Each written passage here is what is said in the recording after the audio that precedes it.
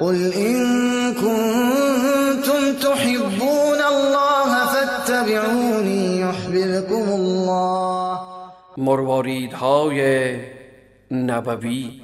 يحببكم الله ويغفر لكم ذنوبكم والله غفور رحيم.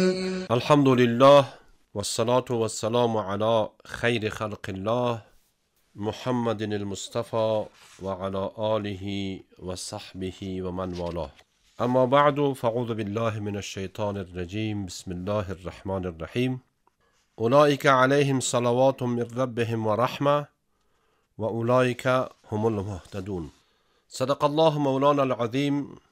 وعن صهيب قال قال رسول الله صلى الله عليه وسلم عجبا لأمر المؤمن إن أمره كله له خير وليس ذلك لأحد إلا للمؤمن إن أصابته سراء شكر فكان خيرا له وإن أصابته ضراء صبر فكان خيرا له.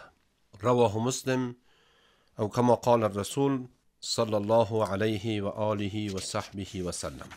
شنونده های گرانقدر رادیوی ملی افغانستان، دوستان و علاقمندان برنامه مرواریدهای نبوی، السلام علیکم و رحمت الله و برکاته.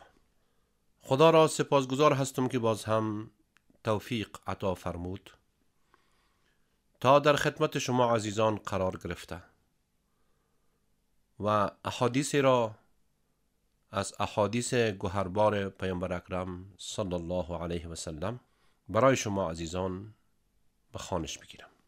در این برنامه روی دو اخلاق دیگر اسلامی که نعمت بزرگ و خاصی است برای امت محمدی صلی الله علیه و سلم